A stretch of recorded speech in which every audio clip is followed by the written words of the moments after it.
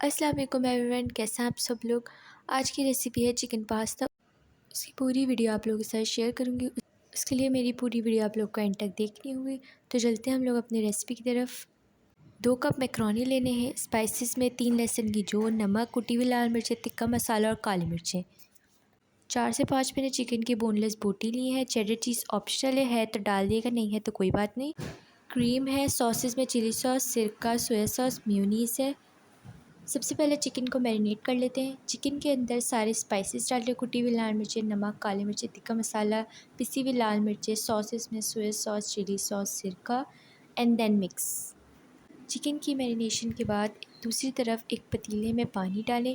پانی کے اندر 1 T spoon نمک اور 1 ٹیبل اسپون آئل ڈال کر 2 سے 3 منٹ بوائل کریں۔ بوائل آنے کے بعد سارے میکرونی ڈال دیں، اچھی طریقے سے چلائیں اور 6 سے 7 منٹ بوائل ہونے دیں۔ اب دوسری طرف ایک فرائنگ پین میں آئل ڈالیں اور میرینیٹڈ چکن ڈال کر اچھی طریقے سے چکن فرائی کریں۔ تھوڑا سا فرائی ہونے کے بعد میں نے اس کے اندر فوڈ کلر ڈالا۔ میکرونی ہمارے بوائل ہو چکے ہیں اور چکن بھی ہماری اچھی طریقے سے فرائی ہو چکی ہے۔ اب ایک پین میں 2 ٹیبل اسپون آئل ڈالیں، چاپ لہسن ڈالیں۔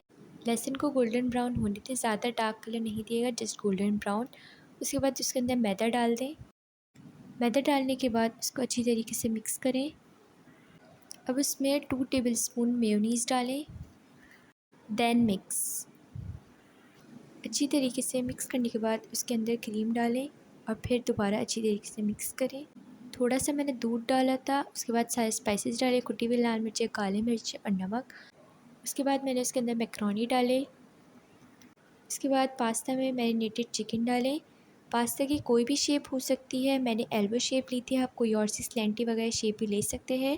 اس کے بعد اس کے اوپر چیڈر چیز ڈالیں۔ چیڈر چیز ہے تو ڈال دیں، نہیں ہے تو کوئی بات نہیں۔ چکن پاستا ہمارا ریڈی ہے، اچھی طریقے سے مکس کریں اینڈ سرو کریں۔ امید کرتی ہوں آپ لوگوں کو آج کی میری ویڈیو پسند آئی ہوگی۔ ویڈیو کو لائک کر دیں، چینل کو سبسکرائب کر دیں، بیل آئیکن کو دبانا نہ بھولیے گا۔ اللہ حافظ۔